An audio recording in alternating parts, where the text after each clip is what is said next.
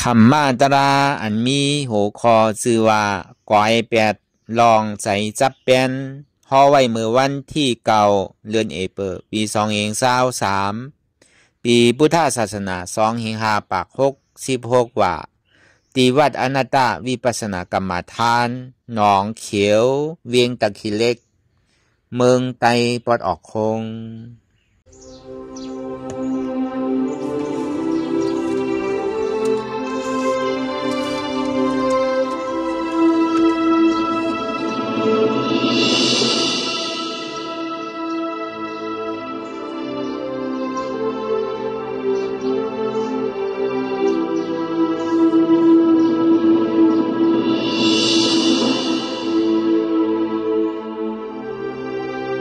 รายการนังอนัตตวิปัสสนาภาวนาหานยอดทำอนัตตาไหนตั้งสุดนี่ก็คือเฮานั่งขากายกุดขาขวาทับต่างขาซ้ายก็ไรอย่างนั้นขาซ้ายทับต่างขาขวาก็ไรมือสองคอนต่างตักก็ย่อในไว้ตัวซื่อๆอย่าไปเคียงป้นอย่าไปย่านป้นก็ย่อในที่เขารับหูเนื้อเปิดหัวยานปิญญารับตาเนื้อเปิดตายานปิญญาอยากตัวดีมันน้อวิญญาณใจเดียนเข้าหู้นั่นอันไรเสียนั้นไหนที่มันพุทธปอเกิดขึ้นเป็นมานั่นคือเขาหมอวางเป็นอนัตตาไรอ่อนตั้งเข้าไปหันเจ็บไปหันทุกข้าป่องใส่เนื้ออนัตตาเดอเกาะด้วยตีลมเถยใจเขาอ่อนตั้งเถยใจเขายาวๆเถยใจออกย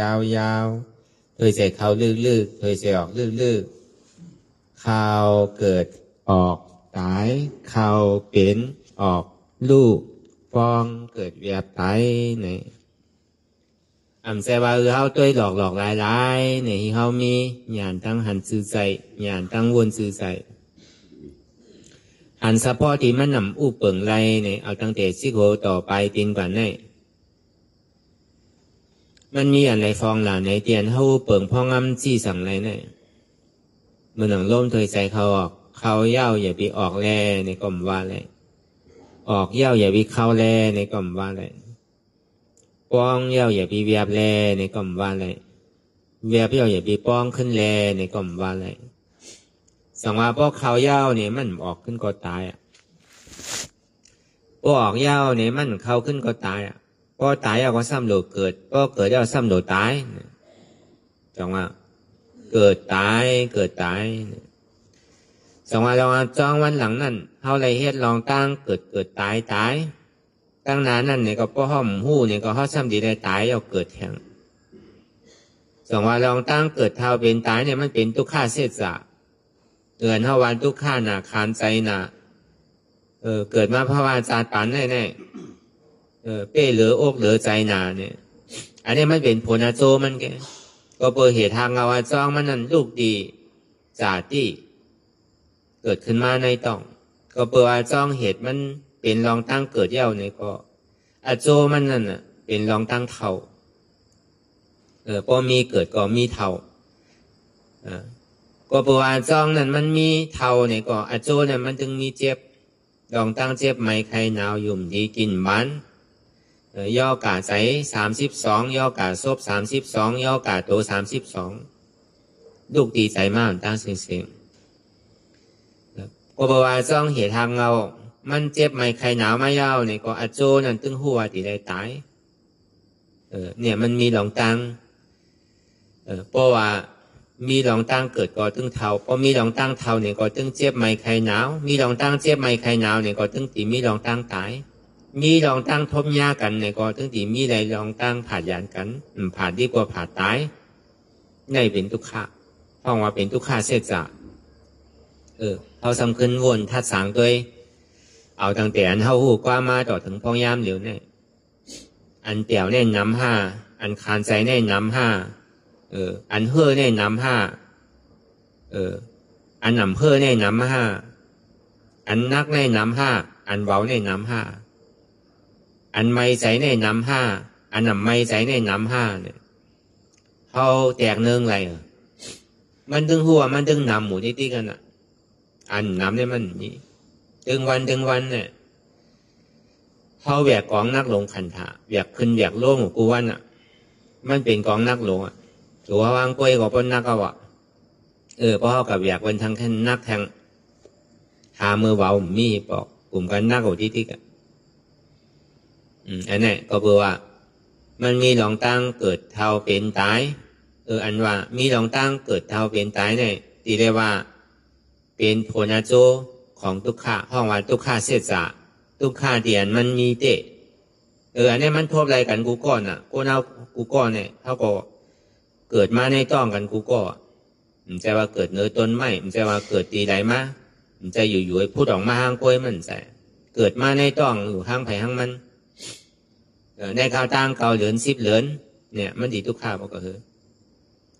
ตั้งในถึงดีเกิดมาเย้าซ้ำเท่าบางเผาบางปอซ้ำหูว่าป้อมจะสัก60-70เนี่ยไปว่าเท่ามันใจเกิดมาวันหนึ่งก็เท่าเหลือก้นอยู่ในต้องนั่นน่ะห้องมาเท่าอ่ะนั่นก้นอยู่ในต้องตึกหนุ่มหมูก็เกิดมาก็เท่าแล้วอ่ะอย่างไรว่าเป็นทุกข้าเนี่ยว่ามันจางคอมมันตัวเต้นอนหงายไว้มือมันใครกินมันก็ให้ต้องใหม่มาพอกินยาวอิ่มแล้วเนี่ยซ้ำเคี้ยวเนี่ยก็อยู่หยาบก็ซ้ำให้ทางให้กินให้ขี้ยันน่ะให้กินให้ขี้ให้เยี่ยวพอกินแล้วขี้เยี่ยวตุกขาโลนอนเจขี้เจเยี่ยวไว้ก็มันขานใจโลถึงที่ห้องให้พอห้องให้เอานี่ก็ที่ได้เปลี่ยนปันถึงที่ซักสายหนึ่งบางพวกเอานอนอยู่ตึงวันก่อนต่างหนึ่งอะไรอ่ะมันก็ขานใจน่ะดูก่อนมันก็โก้นขึ้นเหมือนเท่าหนังเก่าก็การมันจังลาดหรือเสว่าไฮแกหรือเสียห้องไฮแกเดี๋ยวเสียห้องไฮเนี่ยมันจังลาดอ่ะเนี่ยเขาว่าลูกอ่อนพอเอาวางไว้นอนไว้ที่ก็ห้ามไล่บางปอก็ไล่ใส่กูบางปอก็ใส่กูก็มันก็ซ้ำก้นขึ้นมาหนังเก่าซ้ำที่ได้หอบปันเฮ้ที่ไหนน่ะกำไอ้กำว่างไอ้กำใส่กูไอ้นั่นเลยมันดีซักษานั่นเพราะว่ามันก้นมันขึ้นมาของมันไทยนิดๆอ่ะดูสีลองตั้งไทยเนี่ยมันก่อมจังให้จื่อบอกเขาลงก็ได้ถึงเมื่อเต็ม10 วันมาเต็มเดือนมาเนี่ยก็ใหญ่มาร้อยๆเอาน่ะก็ใหญ่มาร้อยๆเอาเนี่ยพึกคอมพึกการพึกไปพึกอุบพึกลาดเนี่ยก็ง่ายๆเป็นทุกข้าหนังเก่ากองขันถาลงเนี่ยก็ได้ต่อถึงพ่อเป็นลูกอ่อนมาเนี่ยก็พูดจักว่าใครกินพูดจักว่าใครนอนพูดจักว่าใครเรียนเงี้ยน่ะมีลูกอ่อนพ่อมได้กินได้นอนได้เรียนก็เป็นทุกข้าวน่ะใจมันเดียวน่ะเมี่ยวลูกอ่อนก็กินของลูกอ่อนนั่นน่ะตั้งแต่เป็นลูกอ่อนต่อถึงพ่อใหญ่มากเป็นหว่าเป็นสาวเนี่ยก็ทุกข้ามันหว่ามันสาวหนังเก่าโดดเตะหน้าหอต่อเฮือนเอาลูก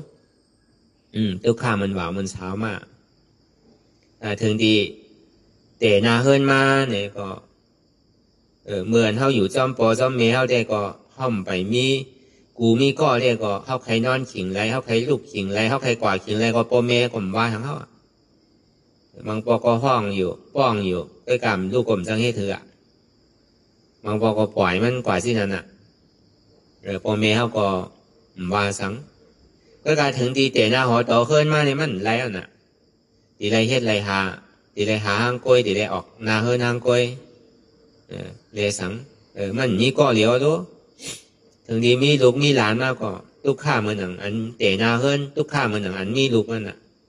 ถึงดีลูกใหญ่มากเนี่ยก็ซ้ำดอกค่าใจเห็นดีแค่ค่าใจหาเงินหาค้ำแต่นี้เลี้ยงลูกด้วยถึงเขาหนังเลยเขาดีมีปีญาหนังเลยเขาดีมีตั้งหูค่าใจ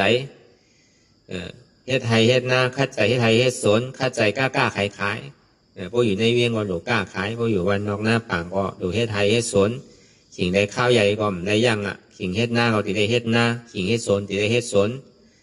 ขิงเฮ็ดไทยก็ติได้เฮ็ดไทยเนี่ยการในโปรต่อถึงเท้ามายาวเนี่ยเล่งรู้เอาซ้ำเล่งลานทางกันเนี่ยมันทำเย้าน่ะการในโปรดีอยู่วันเฮาเมืองเฮาเนี่ยมันทำโปรอยู่โปรกินอ่ะอ่อนก่อนอ่อนกันเหล็กเข้ามาหาเงินหาคำในวันเปิดเมืองเปิดอันเท่าคงไงนำหนาได้กว่าเมืองไทยนั่นน่ะ อันจ้ามีปีญาตั้งหูกัดแขนก็ก็อยู่เมืองสิงคโปร์เนี่ยอยู่มาเลเซียเนี่ยอยู่เมืองนอกเนี่ยอันนั้นป้ายเก๋โดยการเขาเมืองไทยเนี่ยป้ายหนำก็ได้ถึงที่เตะหน้าหอต่อเฮิรนมาในข่อมกลุ่มมารู้พอดีอยู่ที่นั่นก่อนที่ก่อหันเปิ้นมีก้าใครมีก้าหันเปิ้นมีเฮิรนใครมีเฮิรนเนี่ยหันเปิ้นมีเฮิรนจัน2จันใครมีเหมือนเปิ้นหันเปิ้นมีเฮิรนอุดในก็ใครมีเหมือนเปิ้นหันเปิ้นใดขี่ก้าวใครขี่เหมือนเปิ้นพอดีไปวันเฮาเมืองเฮาเนี่ยได้ก็เฮ็ดวันไหลกลุ่มวันนั่นมั่นใจว่าชาติไหลลงอารังมังเผามังปองแน่เนี่ยอันเฮ็ดหน้าเนี่ยเขาก็ยามหันมามังปองแน่แต่ตื่นอารังมันนั่นถึงที่ขายมาเนี่ยยังมีน้ำเมียยังซุ่มเหมือนอ่ะพ่อสอนก็กาพ่อมเฮ็ดลาลุ่มๆเนี่ยเพิ่นสมาเฮาข้านนามีอยู่ก่อมเฮ็ดดีเตพอมาสอนด้วยดีๆเนี่ยอันว่าอะไรน้ำเมียมันมีหรือเสียว่าเฮ็ดแล้วก็ปูนตาที่กินเนี่ยที่เกี่ยสุดมันก็ห้ามได้ซื้อเขากินนั่นเนี่ยกำหนำในเจ้าหน้าเนี่ยเป็นสิ่งนั้นนะคนกล้ามันแกมีหลงตังหมากมีคนเฮ็ดมันได้ก็ต่อแต่กลุ่มปีใดปีนั่นกว่าป้อมเฮ็ดก็ซ้ำเปิ้นจังว่าเป็นหน้าห้าม8เปิ้นที่ว่าเฮาข้านเนี่ยก็อยู่วันรองหน้าปังหาวันไหลกลุ่มมันนั่นหาเมื่อไหลกลุ่มเมื่อนั่นมันมีโดนมีเหลือนั่นนะถึงที่พ่อออกไม่ให้การวานเปิ้นเมืองเปิ้นต่อแต่เก็บซิมๆหอมๆได้ก็ใกล้นี่ก็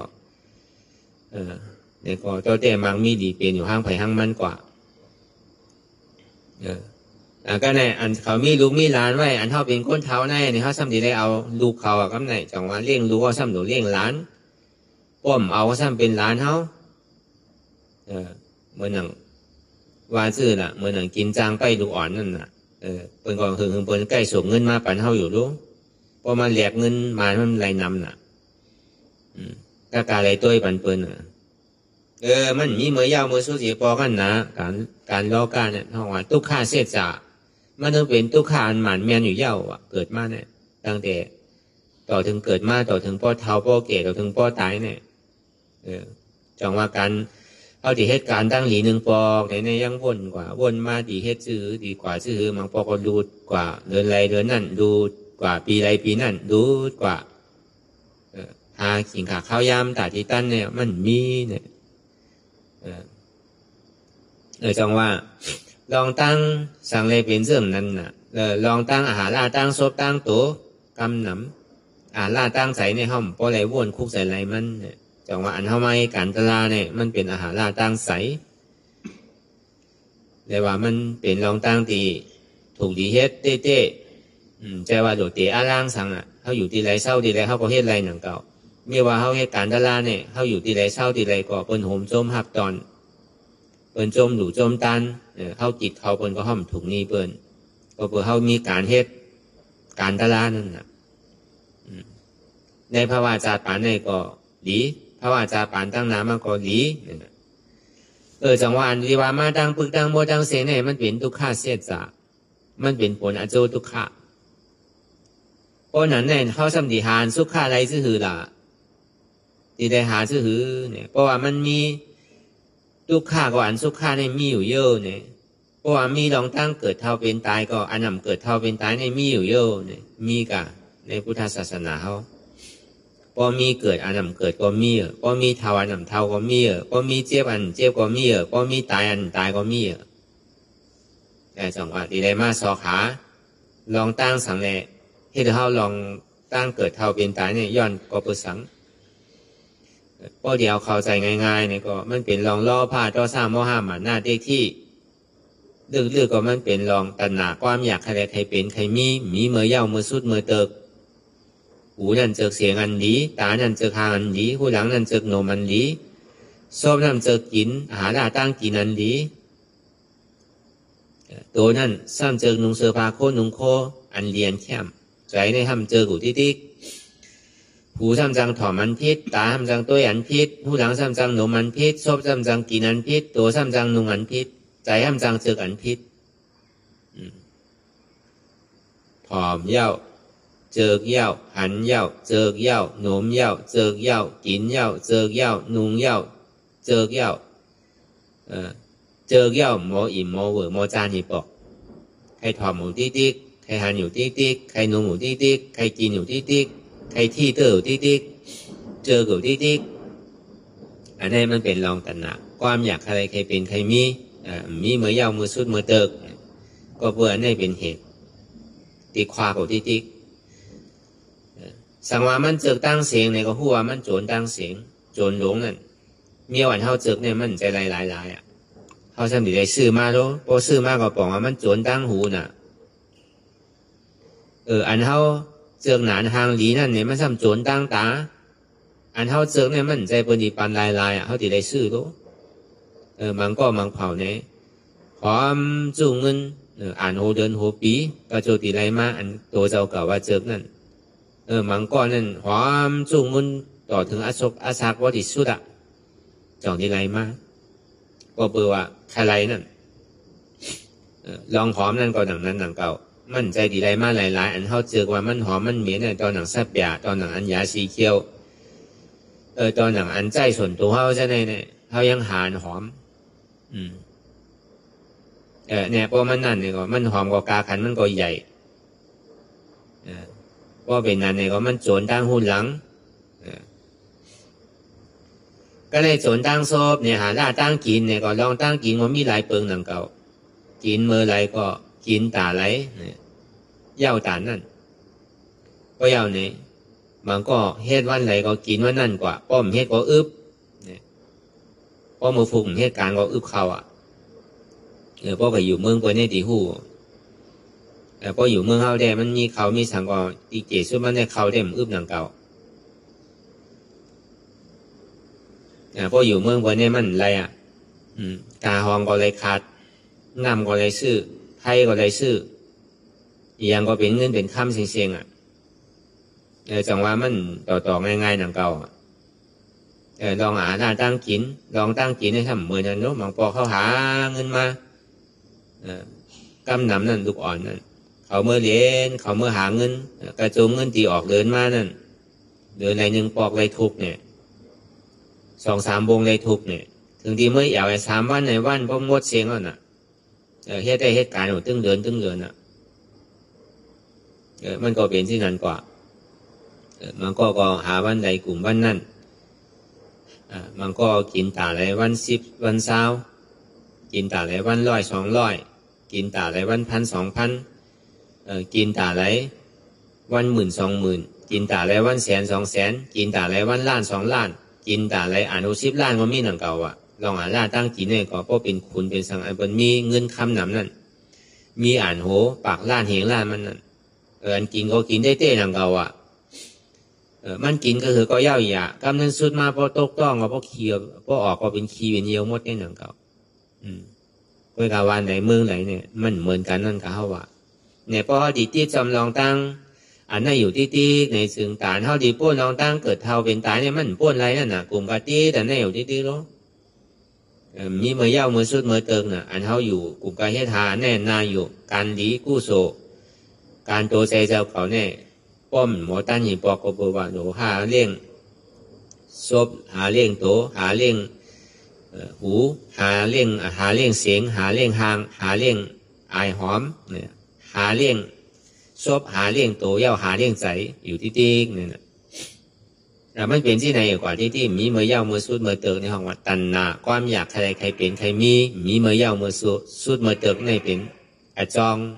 เป็นเหตุหักเงาอจ้องดีให้เขาเลยมากเกิดเท่าเป็นตายก็เลยการพอดีว่าสินะในของเป็นก้นก็หลกกินข้าวกะเมี่ยมได้กินก็หลกหากินนิดเดียวเมี่ยวมีเงินก็หลกซื้อกินนิดเดียวก็หนาเนี่ยใจได้ใจอยู่ก็การหลกหมอเลิกกินนั่นน่ะอย่าไปกินเมี่ยวพิษนั่นน่ะอย่าไปเฮ็ดเหลือตัวนั่นน่ะเพราะเฮ็ดเหลือตัวก็ทุกข้าน่ะเพราะยอมเหลือตัวก็ทุกข้าน่ะหลวงหมออยู่หมอเศร้านั่นน่ะต้อเต้อยู่เศร้ากว่ามีหูหลวงหมอทอมเย้าอย่าไปทอมอันพิษทอมเย้าคือเขาตีเกศสุดมันก็คือเขามีใจหลี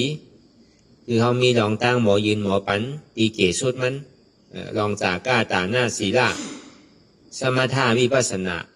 ก็กาโปหือดีได้วิปัสสนามันเย้ากำเดียวอ่ะมันหนูได้กว่าหาพระว่าใหม่แท่ง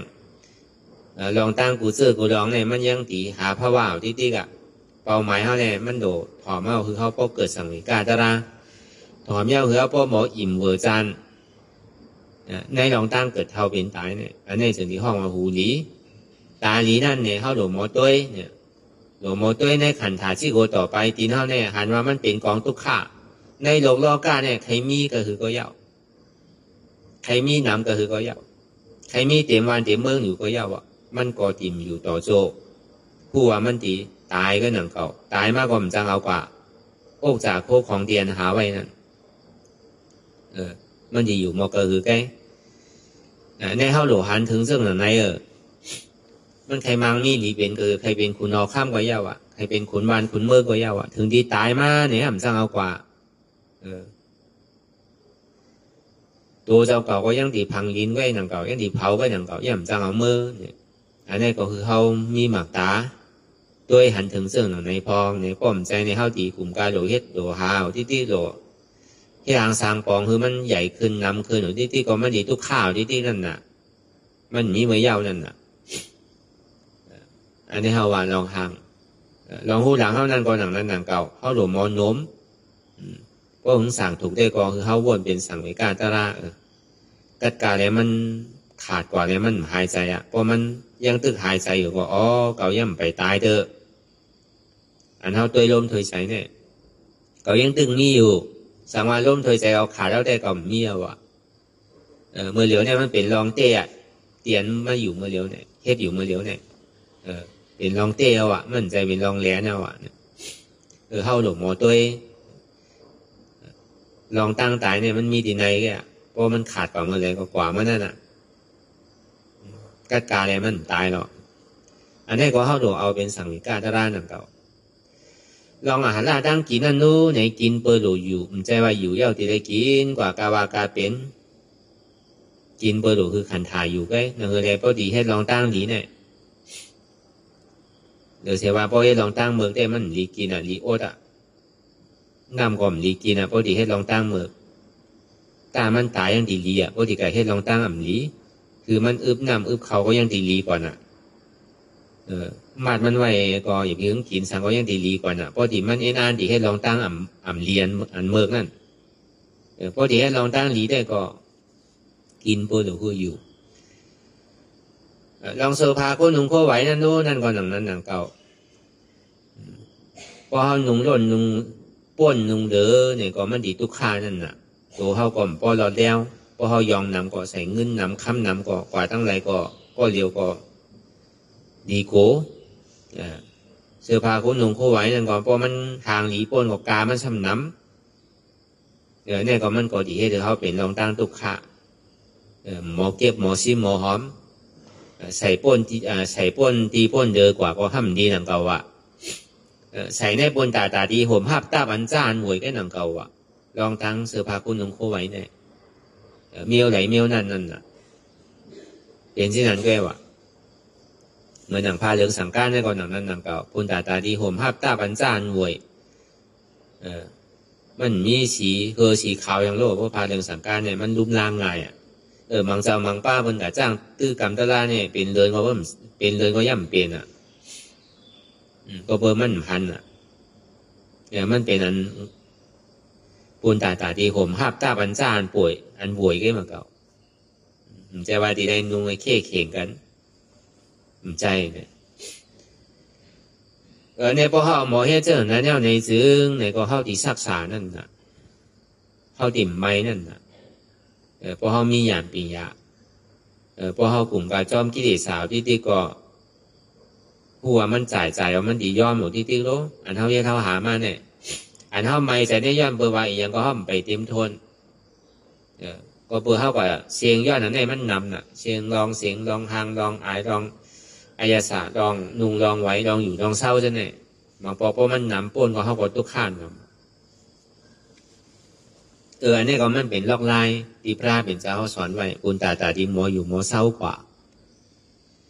พอดีว่าที่นั้นสันดีว่าพอที่นั้นก็มันโดนนุ่งเสื้อผ้าสังโยเนี่ยมันข่มใจหนังเก่าคนเฮาหลุมมีผู้ตั้งอายหนังเก่าทำกับเป็นตะกะตอนเป็นแล้วพอมันนุ่งเสื้อผ้าก็มันกะกาดีแรงนุ่งมันดีตัวนะเฮาว่าเพราะก้นเพราะมันนุ่งเสื้อผ้าโคนุ่งโคไว้แน่เพราะเป็นโวเป็นใกล้ก็มันทางดีห้างมันอยู่หนังเก่ามันมีเสื้อผ้าก็เป็นจ้างก็ทางดีหนังเก่า เป็นนกก็ยังมีคนอ่ะเขาก็เปลี่ยนเสื้อเปลี่ยนผ้าอย่างเก่านั่นเขาก็เมี่ยวไหลเมี่ยวนั่นอ่ะมาก็ห้างดีห้างมันเมียก็ห้างดีห้างมันอ่ะก็ว่าคนเฮาเนี่ยเพราะมันมีเสื้อผ้าคนหนึ่งเขาไหวนุ่งเนี่ยมันถึงดีด้วยเองนั่นอ่ะอันนี้เขาก็วนตัวอย่างนี้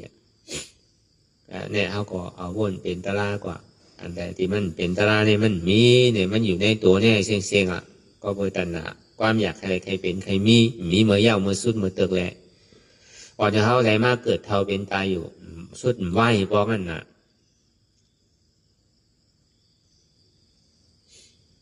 จองมาเหตุทางเอาว่าจ้องตาดีก็นั่นเนี่ยดีไรเฮ็ดสังละดีไรมีญาณปิญญานั่นน่ะสมาธิที่สมาสังกัปปะเนี่ยลองตั้งหันหมัดแมนลองตั้งวนหมัดแมนเนี่ยก็ศีลาในสมาธินั่นน่ะอันเท่าอ่อนกันมันดังตารางเนี่ยในห้องว่าสมาธิเอาน่ะป้อมนางที่ไหนเนี่ยเพราะเขาเปิดตาเนี่ยมันหันกว่าจอดหันกาเจ้ตั้งหันพิกลน้ำตอนเขารับตาเนี่ยเขายังมีอยู่น่ะลองตั้งหันพิกลองตั้งวันหลังเป็นหือเอามาวนเป็นลองตั้งทุกข้าที่ตีรู้มือหนังกำฐานไพ่ไม้ไว้น่ะอันเท่าวนลองตั้งหลังนั้นมือหนังเข้าใจลำห้างเปิลอันเท่าป้อใจอย่างหนึ่งเจอหนึ่งลองใช่ไหมพอมากำไว้เมื่อไรก็ไม่ถึงไม้วันนั้นน่ะย่ำไปตั้นถึงเปิลเตอลองตั้งต่อซ่าในเป็นที่นั่นว่า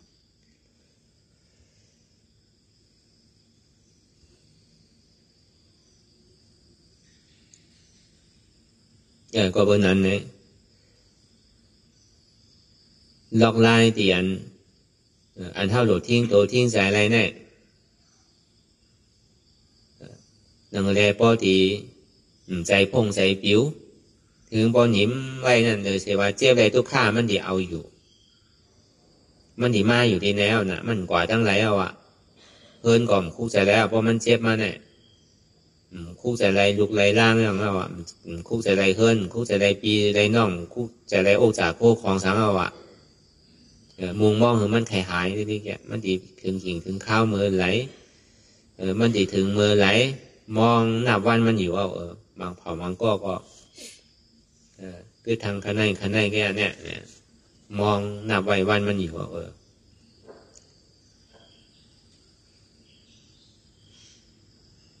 ก็เบอร์นั้นไหนคือเขาหมอวนตัวดีเนี่ยเพราะว่าเขาหันเจ็บเต้เนี่ยก็ใจนี่มันปิวหนาเนี่ย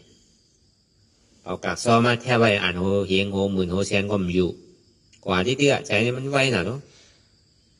เขาได้อยู่ที่ในใจเขาเนี่ยมังปอกว่าถึงเมืองไทยพวกน่ะกับว่าถึงกรุงเทพเชียงใหม่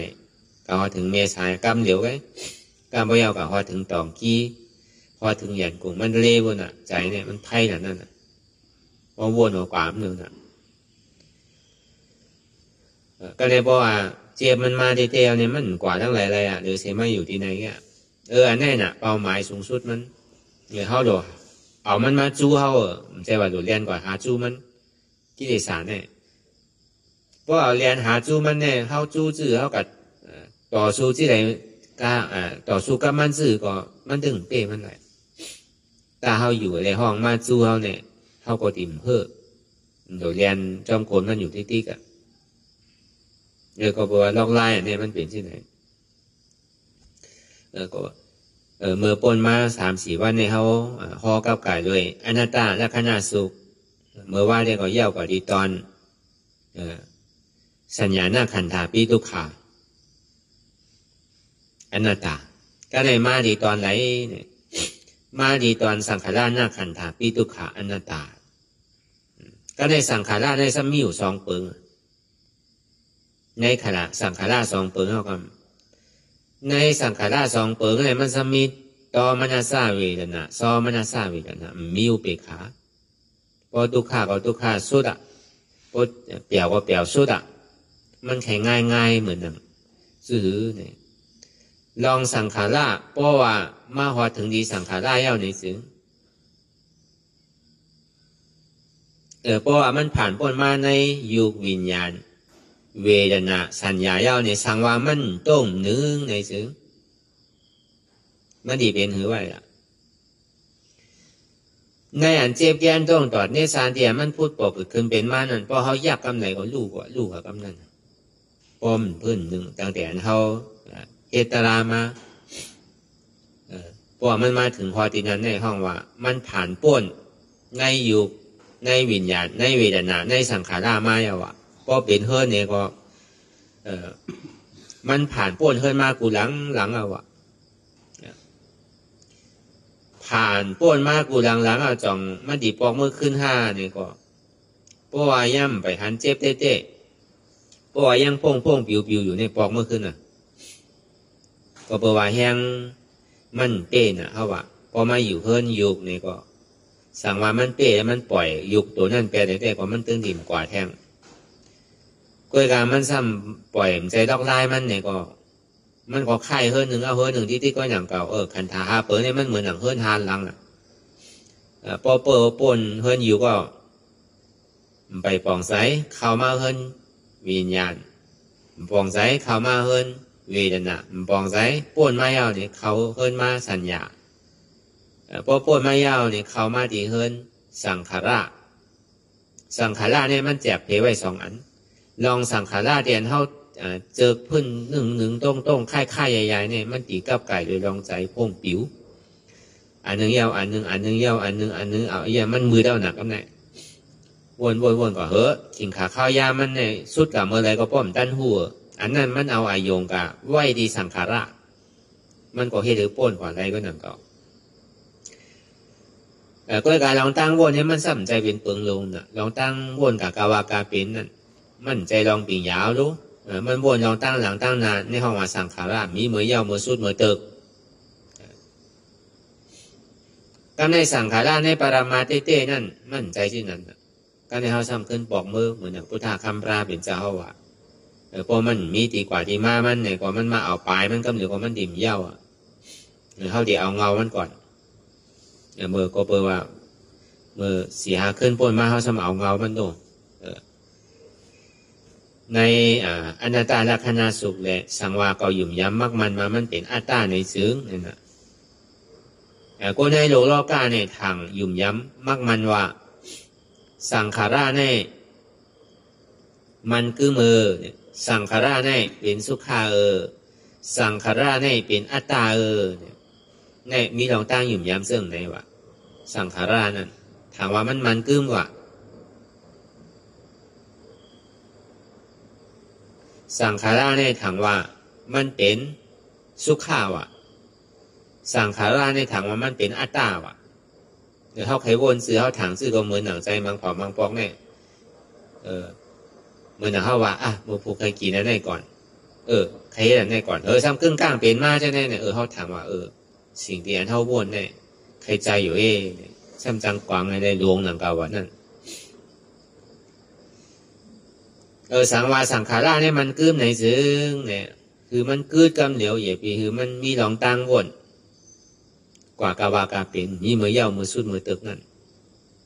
พอมันเป็นไรสังวาสังขาราเนี่ยมันเป็นหลองตั้งสุขะในซึ้งเนี่ยอันเท่าวนอยู่นั่นน่ะเพราะว่ามันเป็นหลองตั้งเปี่ยวเนี่ยแต่คือมันมีเปี่ยวอันนั้นแค่วนลองเปี่ยววนลองเซ่อวนลองอันดีเชียงลองสังมาเนี่ยก็คือมันวนดีจ่องมันเป็นไรอยู่ห้าเนี่ยเขาทัดสางตัวใหญ่ดีสังขาราตัวนั้นพอมันกึมเตะเนี่ยคือมันว่นลองตีเป็นอันดีอย่าไปว่นลองอันดีอีกหนึ่งก็อย่าไปมันเข้าเพราะว่ามันกึมมันเป็นสุขาเตะสังว่ามันเป็นอาตาเตะเนี่ยเขาหลุดกึดไรเพราะลองดีเนี่ยกึดกำเหลวอย่าไปกล่าวว่นเนี่ยว่าลองตั้งอันที่มันไรลองไรตาเนี่ยคือเขากึดไรวะอันนี้อันที่เขาว่ามาเนี่ยมันเป็นสังขาราไปนอกไปหนังเก่าแปลว่าเป็นไปในเตอก็เปลว่ามันเป็นไรพระเป็นเจ้าจะดีว่าสังขารานาคันธาอนิจจาสังขารานาคันธาทุกขาสังขารานาคันธาอนัตตาบอกว่าสังขาราในมันกึมก็เปลว่าสังขารานั้นมันกึมแหละมันจะดีเป็นทุกขาก็เพราะว่ามันเป็นทุกขามันอุปเปิงเพราะงั้นมันใดๆมันถือได้ว่าเป็นอนัตตาในสัญญาณขันธาในสังขารขันธาอันนี้จะสังขารขันธาทุกขาสังขารขันธาอนัตตานั้นแล้วก็เพราะว่ามันกึมเป็นทุกขาอุปเปิงเพราะงั้นมันใดๆเป็นอนัตตานี่บอกว่าในสังขารนั้น พวกในตัวปรมาณวาเต้เต้รู้เนี่ยในตัวปรมาณวาเต้เต้นั่นเพราะว่าห้อมหนึ่งขึ้นต้องตัวกว่ามันต่อถึงพอมาหอถึง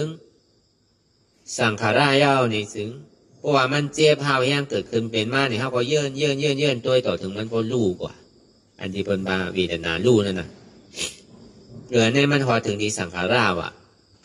พอตัวกว่าเลยอยู่มันลู่กว่าหางก้อยมันนั่นพอมันนักก็เบากว่าหางมันนั่นพอมันเสียบมันไม่เนี่ยก็เย็นกว่าหางมันนั่นอันนั้นบอกว่าสภาวะเป็นลู่ก็ใจเวทนาลู่เนี่ยก็ใจเข้ามาสังขารหน้าขันธาเนี่ยก็ใจในสังขารหน้าขันธาเนี่ยเหมือนหนังอันเขาเหตุการณ์ดราม่าเนี่ยเหมือนมันตึกเจ็บตึกเสียบตึกไม้ตึกเจียนอยู่นั่นตึกขันอกขันใจอยู่นั่นอังเมื่อหนังอาบตีมลู่เนี่ยพอตัวกว่าซ้ำลู่อยู่เนี่ยอ๋อดีเต้มันก็ลู่นั่นน่ะมันวานนี่ต้องตั้งสังขารหน้าขันธาอันนี้จ้ามันใครเจี๊ยบคือก็อยากใครแสบคือก็อยากใครไม่คือก็อยากใครห้อนคือก็อยากกำเนิดสุดมากกว่าซ้ำลู่นั่นเก่าย้อนเปิดว่ามันเป็นเรื่องนั้นแหละมันจะเรียกว่าสังขารนาขันธาทุกขาก็การมือมันยังตึกลู่มันตึกใหม่ๆอยู่ในเขาก็ซ้ำถามว่าเป็นนิพพานนั่นเก่าก็บอกว่านิพพานเนี่ยมันมีอันนี้จะมันเป็นนิจะมันหันเป็นลู่มันกัดเย็นสีไว้มันมีเป็นลู่ห้องว่านิพพานบางเผาบางปองเนี่ยพอเขาวนยากตัวเนี่ยพอเจี๊ยบแห้งเกิดขึ้นมาพอเขายากกว่าลู่กว่ายากกว่าลู่กว่าถ้าซ้ำถามว่าเป็นนิพพานกล้ามหนำได้มันโด่งกันดีนั่นกังกันดีนั่นถามว่ามันได้มากในผัวมันยังตึกมาในเฮิร์นสังขารากเลยนั่นเก่าย่าเบอร์นั่นแหละพอมันรู้ยาวเนี่ยมันถึงดีก้อยๆพูดออกมาพูดยาวเนี่ยมันถึงดีก้อยๆสุดกว่าพอมันสุดยาวเนี่ยมันก้อยๆถึงดีจู้พอมันจู้ยาวเนี่ยมันก้อยๆถึงดีตัดกว่าสังว่าเฮามีลองตั้งหนึ่งพื้นต้องค่ายใหญ่ตั้งแต่หูปึ้งต่อถึงกำเนิดสุดมาในเนี่ยมันถึงดีทบในขันธาหาเปิงเนี่ยอันใดอันหนึ่งย่อมเบอว่ามันนำมันกึมแหละสังขารตัวนั้นเนี่ยมันจะดีเป็นทุกขาเพราะทุกขาก็ทุกขาสุดปักสุดเปิงเพราะอยากตัวก่อนมันแห้งขึ้นก็กายแห้งขึ้นต่านหือเนี่ยก็เพราะเขายากก็ซ้ำลู่นั่นเก่าเพราะมันไม่ยากดิสังขารเนี่ยมันดีหันสภาวะเป็นลู่ง่ายๆก็กายยากคือก็ซ้ำลู่นั่นเก่ายิงยากยิงแห้งยิงยากยิงแห้งเท่านั้นพอถึงมันแห้งขึ้นเนี่ยใครโก้มากก็ไหนอย่าไปโก้หนูตัวกับที่เดี๋ยวก็บางไหนมันนับต่อตาดีไรนั่นตาดีป้นมาในสังขารเนี่ยมันผ่านป้นมาเฮิร์นอยู่สี่หลังมันมาขอตีเฮิร์นสังขารตัวนี้เพราะว่ามันเฮ็ดมาได้เต้เนี่ยก็บางปอเนี่ยมันเล่นในอยู่ก็อิ่มมันก็สามารถตาดีอย่าทิ้งสิ้นเป็ดในเฮิร์นหลังนั่นต่อถึงมันพอปวดมาเฮิร์นวิญญาณมันก็จางเฮ็ดก่อยทุบเป็ดในเฮิร์นวิญญาณถึงที่ปวดมาในเฮิร์นเวทนาเนี่ยก็มันก็ก่อยไรต่อถึงพอปวดมาในเฮิร์นสัญญาเนี่ยก็ซ้ำก่อยไรต่อถึงพอมาหอตีสังขารพอมาหอสังขารยาวเนี่ยถ้าตะลาของมันขึ้นไว้มันจำไว้พอมาถึงที่ไหนพอเหมือนอันว่ามาเหมือนเศร้าเนี่ยพอมันยากมันซ้ำหนียากเนาะพอตัวกับตัวมากก็ลู่แปดเหมือนมันเท้าย่างในเป็นต่อมานาซาเวทนาอาโลติตายโลมันมาแห้งขึ้นที่ละมองปอกวนป้อมตั้นไว้กะอันมันจิตใจใครเฮ็ดในก็เบื่อมันวนกำไหลก็เหมือนหนังโต๊ะกว่ากำนั่นมันเหมือนหนังมีอย่างแรไม่อยู่สองนาเขาเลยเขาพันตกแหล่ก็กะพันก็ยิงน้ำขึ้นเนี่ยมันใครเฮ่อมากกำเนี่ยใครโกมาหรือว่าอย่างถามว่าตีย่อมน้ำขึ้นที่ละเหมือนมันโตกว่านั่นห้องว่าสุขาเวทนาเหมือนมันเนี่ยตึกมานำหมูนั่นมันจู่ใหญ่ขึ้นในม้าที่นั่นห้องว่าต่อมันน่ะซาเวทนาพอตุกขาก็ตุกขาสุดปักสุดเปิงพอสุขาก็เหมือนหนังที่ฮอตนี่ป่านที่ว่าคานใจก็ซ้ำคานใจอยู่เสื้อใจเนี่ยสมาเสื้อใจอยู่เจ็บก็หัวเจ็บอยู่ก็การซ้ำยากอะไรอยู่ใช่ไหมอันนี้มันมาฮอตีสังขารนาขันธะห้องว่ามันมีหลงตังอันมันหน้าอันเท่าหูนั่นต่อมันน่าซาวิตนะในซอมันน่าซาวิตนะคานใจดีสุก ยาวกว่าสุขาที่สุดเนี่ยมันมาถึงที่นั่นในสังขารนาคันธาปีตุขาอนิจจาสังขารนาคันธาทุกขาสังขารนาคันธาอนัตตาบอกว่าสังขารเนี่ยมันเป็นอนัตตามันอู้เปิงเพราะงั้นมันไรเนี่ยก็บอกว่าลองตั้งเป็นลู่ลองตั้งแหลกค่ายอยู่เนี่ยมันเป็นอาจองทุกข่ายอยู่ลองตั้งเป็นลู่มันมีลองตั้งอาจองอาโจทุกข่าวติ๊กอันนี้ก็มันไปใจเด้อเพราะว่ามันยังตึงมีลองตั้งเป็นลู่แหลกค่ายอยู่เนี่ยคือเขาหลงไอ้ตัวชื่อละเวทนาลู่เป็นลู่สุดเป็นลู่พุทธตัดพุทธกิเลสหักเวทนาลู่เป็นลู่สุดเป็นลู่พุทธตัดพุทธกิเลสหักเนี่ยมันติดได้ลู่พอลู่ก็ติดได้ตัวเห็นมันสุดพอสุดมามันติดพูดออกมาพอพูดออกมามันติดโตกว่าว่าตัดหาหันตัดถึงเนี่ยหาทุกข้าหันเหตุหักเงาอจ้องทุกข้าตัดเหตุหักเงาอจ้องทุกข้าห้องว่าอัตตานั่นถึงกว่าที่เป็นอนัตตาห้องว่านี่ปั่นที่การเย็นห้องว่าอมตะเนี่ยเพราะว่าอนัตตาเนี่ยมันเป็นเครื่องลังนาแก้เพราะมันถึงกว่าเตอันถึงกว่าเตมันเป็นอมตะเนี่ยบอกว่ามีอนิจจามีทุกขะมีอนัตตาเนี่ยมันเป็นเครื่องลักนักอนัตตาเนี่ยมันอู้เปิงเพราะงั้นมันไรนั่นน่ะอมตะธาตุเนี่ยซะมันเย็นฉีไว้บอกว่ามันเป็นอมตะในธาตุอมตะเดี๋ยวเนี่ยเขาว่ามาในสังขารนะขันธาปีตุขาอนัตตาถึงนี้มาเย้าดีเลยล่ะสเปสังขารานิจาอันนี้หูโผมัวเสียงบอกว่าสัตวะทั้งหมดทั้งเสียงเนี่ยมันกึมเนี่ยว่าเมื่อหูดูว่าเป็นตอนเนี่ยก็เจ้ากรัญญาเขาเจ้าพัทยาเจ้าวัปปะเจ้ามหานามเจ้าอัสสจีเขาได้ก็เยี่ยงงานถึงเจ้าเขาน่ะเยี่ยงงานถึงก็ในก็เจ้าอัสสจีเนี่ยเป็นยาหันตาขึ้นกำเดียวกันเนี่ยสามมาก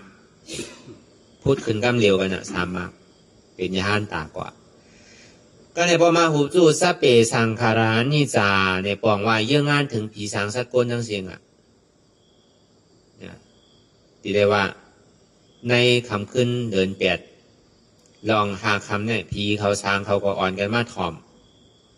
ตีได้ว่ามาเข้าใจที่ไหนเนี่ยนำมาก็เปลือมันหุบจู้โหมันมดน่ะสังขาราทั้งหมดทั้งเสียงเนี่ยสเปสังขารานิจาว่าเป็นผีเป็นสางเป็นก้นว่าเป็นเมี่ยวอะไรก็มันคือหมีเมี่ยวเนี่ยนะใครว่าที่ไหนสเปสังขาราทุกขาย้อนไปว่ามันกึมเนี่ยมันจะดีเป็นทุกขาว่าเป็นผีเป็นสางเป็นก้นเป็นนาคาเป็นกระโดดเป็นสังเสมว่าตีอยู่ใน31โค้งไงจังว่าสเปธรรมานาตาทำตาดีออกม้วนป้วนหลอดมันนั่นพอหูหันสะพออนาตายาวเนี่ยก็เปื่อเขาหยุ่มย้ำย่าว่ามันกึมเต้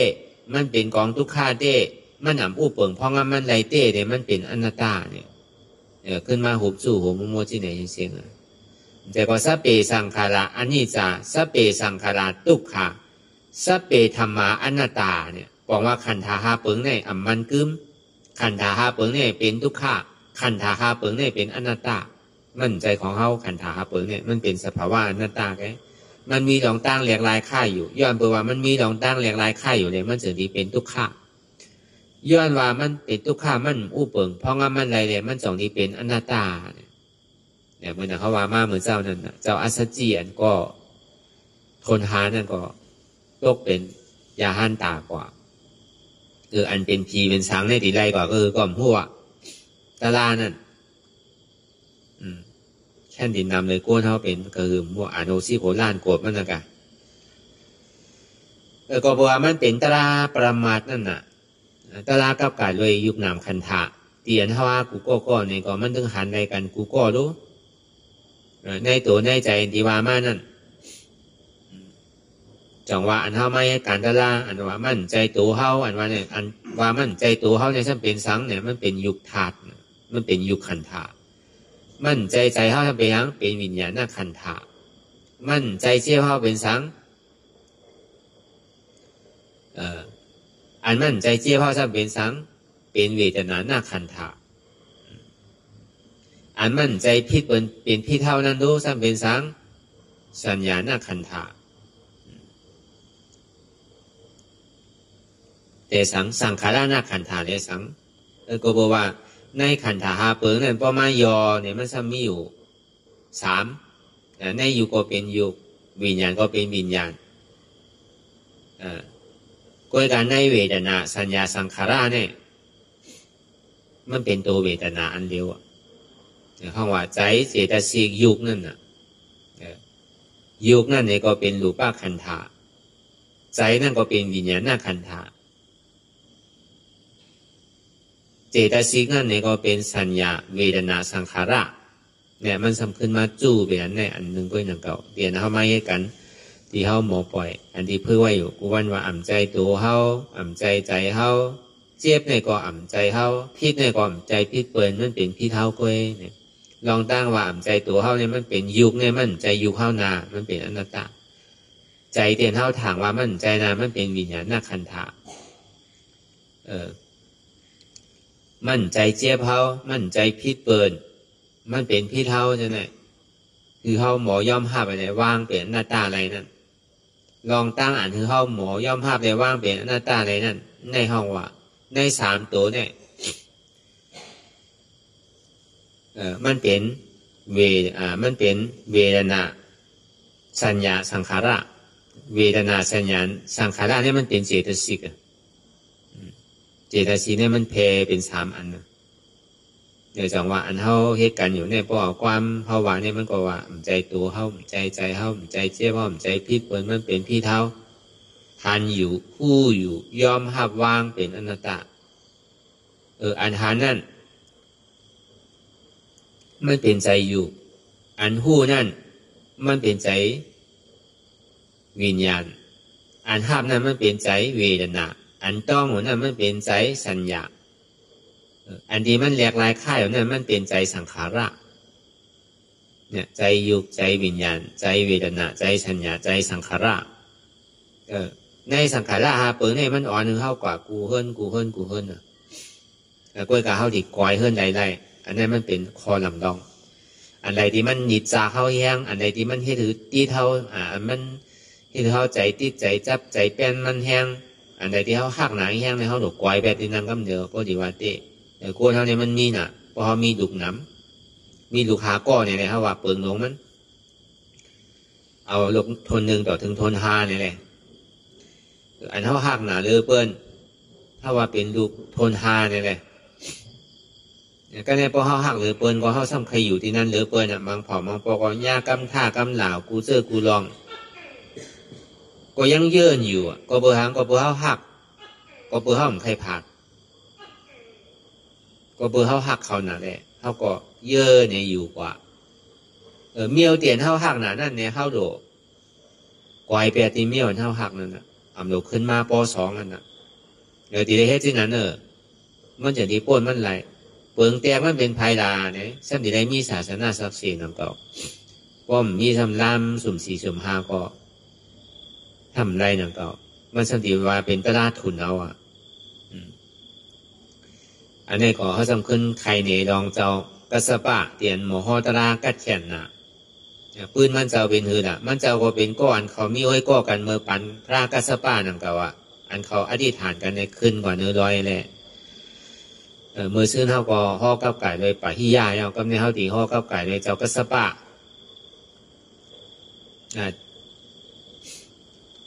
อันนี้ก็ซ้ำมาเกิดเมื่อปานพระเป็นเจ้าโคตมาอันที่ข่มในมักไรโผนั่นก็หนึ่งเป็นป่าฮิยาอันนั้นได้ไรมักไรโผกว่าอันนี้เป็นเจ้ากัสปะทางกล้องนี่มันดีเป็นขุนเมืองหมันล่าดีมีกล้องอันนี้เนี่ยขุนเมืองหมันล่าขุนเมืองอุก้าก่อมหัวที่มีไว้กล้อง เขามีอยู่3ก้ออันที่เขามาเกิดในปานพระเป็นเจ้าโคตมะอันเขาในมักไรโผนั่นเวลาเขามีเจอมีพันไว้เขาเลยเฮ็ดตะลาเอาอาซักเรียกเอาเฮ็ดตะลาพอตายนั่นน่ะ7 วันกินเขากินน้ำก็ตายไปแล้วพอตายเอาก็เกิดเมืองผีสุดเมืองผีเอาสำโรงมาดีกาปานพระเป็นเจ้าโคตมะเจอนี้มีลูกปุ๋งหน้าก้อนหนึ่งเป็นก้นยิงมันสำหันวุนเจ้าวุนจ้างเบิ้ลนั่นน่ะหันเมฆขาว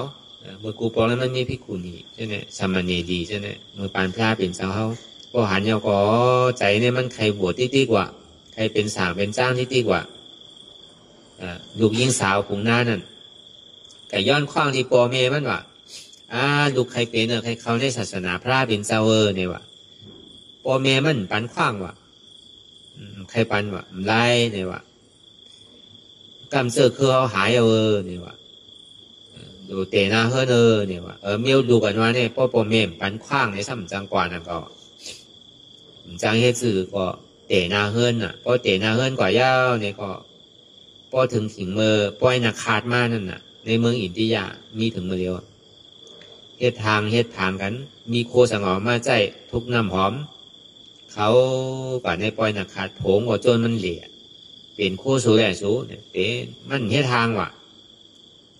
อะโลเปิ้นบ่เฮ็ดทางหลีบ่ตันนั่นตันเด้อเนี่ยว่าสูในซ้ำเฮ็ดทางสร้างเนี่ยว่าเปิ้นก่อปล่อยก่อล่ามในเปิ้นเฮ็ดทางเนี่ยว่าโคเงินโคคำเอาเสือผ่านแช่งว่ามีอยู่รู้เนี่ยว่าของกับเฮ็ดมันนี่อย่างมันเป็นของตู่ของเน่ามันเป็นของอสุภะดงเนี่ยว่ารายการคือมันหลายของเขาไม่เป็นของตู่ของเน่าเมียวใส่โคใส่เลี้ยงมันเป็นอันนักเนี่ยว่ามันเป็นเครื่องยองมันเป็นรองอันหยาบมันเป็นรองอันนักตัวเนี่ยมันเป็นกองอสุภะลงเนี่ยปล่อยให้มันเป็นสภาวะที่ไหนกะแต่งกะสังมันว่าที่ในห้างโผล่น่ะก็ได้โผล่มันก็ว่าโลสูในซ้ำเป็นก้นเฮิรนซ้ำใจซ้ำเป็นบุญเจ้าที่ไหนเนี่ยถ้าสุกับบทก็เย่าหรอไม่อยู่เฮิรนี่ยังอยู่ว่าเดียวที่นั้นเนี่ยสุวาเต้ห้าเนี่ยว่าเมียงซ้ำถามขึ้นว่าเขาวาเต้ก็เขาติกาวาเรียนนี่ยังเนี่ยว่าเพราะสุวาเต้เขาใครเมื่อเต้เนี่ยว่าแต่ก้นใจก็ตีมใครชอบมาหน้านั่นน่ะเนาะได้ลาดกำกาวลูกก็การที่ได้ปันกว่านั่นน่ะพอสุใครเมื่อเต้ก็เอาใจสุวาก็เบอร์มันก็ซ้ำเฮ็ดทางน่ะพอดีกว่าป้อยกว่าล่ามมันเมียว่าตึกเป็นผัวเป็นเมียกันใหม่ได้มันก็ใครเมียหางหลีโลมันซ้ำเฮ็ดทางก็มันจะกติใครอิ่มมากเพราะนั้นก็มันก็พอสุดีเฮ็ดเต้ก็เขาดีอ่อนสูเมื่อเพื่อนนั่นก็โผงก็ปั่นขว้างกว่านั้นพอถึงที่เมื่อยาวซ้ำกับบทในจุ่มไผ่ในซ้ำกับบทในจุ่มเทวตาตัวเข้ากันในศาสนาพระเป็นเจ้ากับบทในจุ่มเทวตาก็ได้อยู่หึงเป็นหึงมากเดือน2เดือน3เดือนมาในต้องนี่ใหญ่มากก็ในเทวตามีคนมาบอกนี่มื่อเดี๋ยวเนี่ยมีนางที่คุณนี่มาปลาต้องมีต้องอยู่ที่จองเขาเนี่ยว่าที่ไหนห้องมาโดยรู้เนี่ยว่าพอมันห้องนางมาก็ที่อย่างละนางพิษศีล5เนี่ยว่าที่อย่างไรมันมีต้องในจองก่อนเนี่ยมีเสลียชีวิตพิษจอมไผ่ก็เลยพิษศีลก็ทากเมื่อกำเหลวแหลมโดยอยู่ขานั่งพิษเนี่ยว่าขานั่งในพิษไผ่เนี่ยว่าการเด็กเข้ามาในศาสนาเนี่ยกับพิษศีลกับยากกับเก้าไผ่เนี่ยว่าเทวตาเนี่ยมันพ่อมาดื่มก่อนที่ดีกว่ามันไล่เนี่ยว่าเพราะมาอยู่จ้องเขาเนี่ยเมื่อได้ทางเนี่ยดีกว่าก็ไม่มันนางกว่าสิ่งที่ว่าอันที่ขานั่งเข้ามาในศาสนาเนี่ยมันจะว่าด้วยนาเทวตาเขามาใจเนี่ยว่าก็เบอร์ว่าข้ายุ่มยำพระราเป็นเจ้าเลยข้าเขามาได้เนี่ยเพราะนั้นเนี่ยเอาข้านั่งกับส่งปณิพระราเป็นเจ้าเลยเนี่ยเขาก็อ่อนเอากับส่งพระราเป็นเจ้าเต้ว่าพระราเป็นเจ้าก็จะมีทัดสางด้วยมันเจ้าได้หู้ก็กะหนังเรียปอดีเป็นศักดิ์สิทธิ์ต่อก้นตั้งน้ำนั่นมันเจ้าก็จะมีห้องนางวิสาขามาห้องเอาหน้าท่าปิ่นนิกาสเทมาห้องเอาคุณเอาคำเปอร์เซ็นต์ที่กุศลมังมายากกว่าห้องเอาเจ้าอุปลีเนี่ยมันก้าวไก่โดยเรามีในเนี่ยมันแข็งพอห้องมายาวเนี่ยนางวิสาขาเนี่ยมีลูกของชาวก้อนมีสื่อเปลี่ยนสื่อของมันหูดีพอมากำมือกว่ามันมาแจกด้วยว่ามันนางเข้ามาในศาสนาเนี่ยมือไหลเหลือนมันก็ว่าขนั่งเข้ามาได้อยู่ก กันได้เหลือเนอเนี่ยอ๋อเพราะนั้นเนี่ยนั่งมีเมื่อนั่งตีมาเนี่ยนั่งมีผัวเนี่ยเอามีอ๋อเนี่ยว่าเนี่ยเมื่อที่เขามาเนี่ยหัวจับต้องมาเนี่ยขานั่งหู้เนี่ยว่าก็เปล่ามันยังตึกใหม่อยู่ตึกเรือน2 เรือนนั่นน่ะมันไปหู้เตอก็ในพอคำว่าอ๋อเพราะเป็นนั้นได้มันมาพิษเนี่ยว่าเพราะฉะนั้นได้อยู่เนี่ยพิษวินัยสั่งว่าเขาก็คือมันอยู่นั่น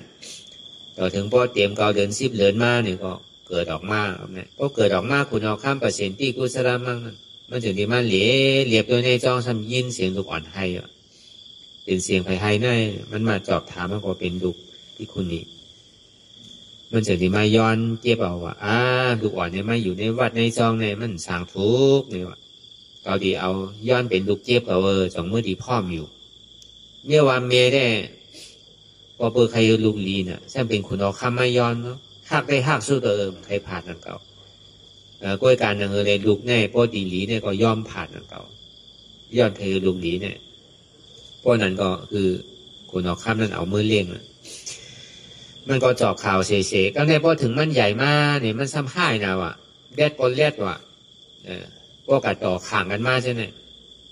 พวกบนว่าหังมันเฮทังมันว่ามันป้อบนไห้ที่ดีกว่าก็ได้ถึงเป็นถึงมาเนี่ยปอเขาเช่นนั้นบนหูน่ะปอลูกอ่อนเช่นนั้นไอมีอูไอมีเมใช่ไหมว่าหังมันที่ดีกว่าลูกอ่อนก็เช่นนั้นว่ะมันก็เฮี้ยงอันนั้นเนี่ยว่ะคนท่านว่าก็มีปอมีเมเนี่ยปอขึ้นมาหาคุณออกคำมาถามคุณออกคำเก่าเลยนะเป็นปอเมื่อเนี่ยว่ะมันซ้ำปอขึ้นกับปอบนไทยทั้งหมดเนี่ยเฮ็ดที่ไหนอยู่ที่ตีเนี่ยคุณออกคำก่อนเป้ต่างหนึ่งเกลีไรที่ตีมันก็จะที่ว่าซื้อนั่นน่ะเมื่อเดี๋ยวเนี่ยเมื่อเก่ากับทมยาเมื่อได้ปอเมื่อเป็นไผ่ได้เก่าก่อนผู้เนี่ยว่ะก้อยการเมเมื่อได้เป็นที่คุณนี่อยู่ใน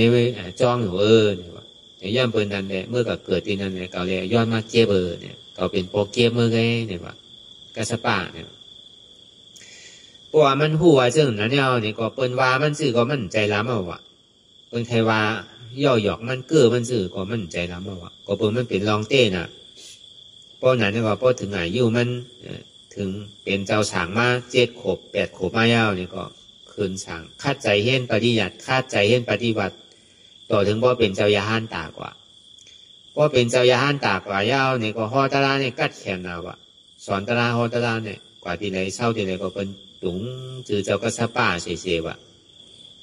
ก็เนี่ยมันก็ได้ถ่อมในยินก็จอมจอมว่ะจอมจอมลุกมันนั่นน่ะมันก็ป้อมเป็นเฮตราพราสังอ่ะผมก็วนใครลองลุกมันอย่างที่ดีอ่ะก็แม่นั่นเพราะเป็นที่ไหนก็ในวันหนึ่งมาเนี่ยลุกมันซ้ำปอกมาว่ะปอกมาขึ้นที่จองมันอยู่นั่นเพราะว่าปอกมายาวเนี่ยจ้องตีเมืองสาวัตถีนะจ้องเศรษฐบุญเมย์ได้อยู่ที่จ้องเมย์หน้าก็แต่มีอยู่ที่ติดกันนะก็เลยเพราะว่ามันหันลูกมันยาวเนี่ยน้ำนมเนี่ยพอจืมออกว่ะอันเมย์หันลูกนั่นตั้งหักเมย์นั่นเพราะอะไรหันนาดูก็ดูก็อันว่าเจ้ากัสปะเนี่ยเป็นป้าแน่นอเนี่ยมันก็จมน่ะเนี่ยน้ำนมมันเนี่ยพอออกน้ำนั่นนะตั้งหักลูกนั่นก็ในของมันกึ่งกลางแหลนกว่ากับไวลูกมันว่ะพอไวเอาเนี่ยเอาหัวมือกับดูว่าดูเป็นหืออยู่ดีอยู่ห้าเลยหันกันหืออันนี้เป็นเมย์ไปทางว่าที่ไหนนั่นน่ะลูกมันได้เป็นเจ้ายาห้านตาเอาน่ะลูกมันก็วนว่าพวกเกาดีว่ากำดีต่อมันซ้ำดีแค่ไรใจเกาดีเอาตะลาลาดต่อว่ะก็เจ้ากระสปานั่นนายเท่านายเท่าเนี่ยว่าเท่าพ่อตันนายก็ยังตึงไม่ใจก็นายก็นายอยู่ตะลาก่อมได้เฮ็ดตะลาก่อมเฮ็ดดีๆเฮ็ดเต้ๆเนี่ยว่าเท่าพ่อตันนายยังตึงมาห้องมาให้มาไม่ใจก็นายก็นาวเนี่ยเอาขามันแพดว่ะเฮ็ดผู้อะไรไปกว่าว่ะเจ้ากระสปะอาโลเนี่ยมันตุ้มเตอใจแห้งหนาวเมียเจ้ากระสปะเขาการมุงมองมาเป็น20 ปีปลายเนี่ยอาโลเก่าการหักมันพอตันในตันเลยเนี่ยเก่าป้อมเป็นเฮตราเป็นเฮสังเนี่ยเขาหักเปิ้นตันเนี่ยเปิ้นย่ำก็คือเฮาเนี่ยเปิ้นยังเฮทางเฮาไหนเนี่ยเฮาก็เฮทางเปิ้นรายการเนี่ยว่ะกูบอกมันคัดใจตะลานั่นน่ะพอเฮตราเมื่อไรคุกใจไรดูที่กันน่ะเมียเขาก็ดีมีอยู่อันจ้ามีดูอยู่ที่ไกล ก็ที่คุกใส่แลมังปอพอเฮตลาอโรกำปอตายกว่าแน่ดูเก่าเนี่ยที่เป็นหือเป้โตเนี่ยที่ใครมีอยู่ปะ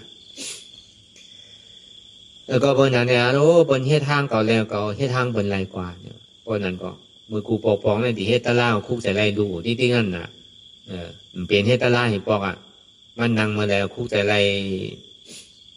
ดูที่นั่นน่ะเป้โตใส่พอดีเฮ็ดเต้ซ้ำโกตายนั่นก็เฮาอ่ะป้อมเฮ็ดเต้เอาซ้ำใจที่ดูที่กันไหนมันจุ้นเอาอ่ะตัดไปแล้วอ่ะลูกนั่นตัดไปตานโยชินเอาอ่ะก็มีรู้เอานั่นน่ะเท่าอ่อนกันมาเฮ็ดมันเดียวเนี่ยพวกคุกใส่ลูกก็มีลูกมันน่ะคุกใส่ไรเฮิรนก็มีเฮิรนนั่นน่ะเท่าที่ได้หมอแจ๊บตัดมันน่ะเมเจ้าก็สปาเนี่ยเพราะเมเจ้าก็สปาเฮ็ดตะลาเนี่ยเฮ็ดที่นั้นเอาตึงขึ้นเอาพอถึงเมืองแรงมาเป็นเจ้ายาหันตากำเดียวอ่ะอันเนี้ยคนเอากูก็เนี่ยมันมีตานโยสินเหมือนกันกูก็อันใดที่มันนี่จากยาเก่าเฮานั่นอันเฮาใจที่ใจจับใจแป้นนั่นเฮาโดเฮ็ดเหมือนนั่นเมเจ้าก็สปาก็ได้ถึงที่เป็นเจ้ายาหันตามาเนี่ยถึงที่ฮู้ว่าอ๋อที่เต้เนี่ยลูกก็เนี่ยตันตะลาก็รู้ไหนเนี่ยกึ่งตานั้นมันเจ้าฮอตะลากัดแขนกึ่งตาเดียนมันเจ้าเนี่ยสั่งสอนเก่าเตี้ยเนี่ยว่ามันจะดีคู่ถึงดีเป็นยาหันตาไม่เอาก็อันนี้พอเขาตีเรากว่ามันดีขึ้นกว่าที่เตี้ยแล้วก็เพราะนั้นในหนังคือแหละเขาพอดีมีแห้งตัวแห้งใสนั่นเขาอย่าไปใจติดใจจับใจเปลี่ยนไผ่ก้นตีผ่านที่ก็ย่อผ่านตายก็ย่ออันดำดองเขาได้เขาโหลดด้วยตัวเขาใจเขาอันใดที่มันนิจางยาก็เอาไว้อยู่สี่นั่นเขาโดนหมอกออกติ๊กเขาอย่าไปเอาเก็บซิมไว้อย่าไปเอามองไว้ติ๊กมันตีเนามันตีตู่กว่าใกล้หนังเก่ามันหลีเดี๋ยวเอาออกที่อันใดที่มันแหวกไว้อันใดที่มันมีไว้น้ำนั่นเรียกว่าเขาไม่ให้การตลาในเขาหลวเอาออกจะเอาเข้าเพราะเก็บไว้น้ำก็ทุกข้าน้ำมีน้ำทุกข้าน้ำมีเกศทุกข้าเกศเพราะมันมีก็มีรองตั้งทุกข้าหักน้ำทุกข้าน้ำหักเกศทุกข้าเกศเพราะมีรองตั้งหักน้ำก็ทุกข้าน้ำแล้วก็เปิดนั้นเขาไม่ให้การตลาเนี่ยเขาหลุดจุนหลุดพาหลุดวางแปดเสียงเอาออกแปดเสียงเตียนเข้าใจที่ใจจับใจแป้นตั้งนอกเลยสังต่อถึงพอมาหอดตั้งในมาตีโตตีใจมาตีเจ็บในก็ยาวเอาออกติ๊กอย่าไปใจที่ใจจับใจแป้นมันป่นตีในก็คือเขาวนยาวข้าวยามหึงหึงอย่าไปว่าไพ่ป่นตีอย่าไปว่าเทิงป่นตีเตียนเฮาหันเตียนเฮาวนเตียนเฮาวนเฮาหันนั่นถึงเพ่งเพ่งกันวนต่อถึงเจ็บนั้นพอสุดวนต่อถึงทุกขาพอสุดตัดต่อถึงอัตตาพอตกพุทธขาดกว่าอันใดที่มันพุทธปอกเกิดขึ้นเป็นมานั่นคือเฮาปอหมอวนวางแทบตัดเป็นอนัตตาสะพอไหนสาธุสาธุสาธุ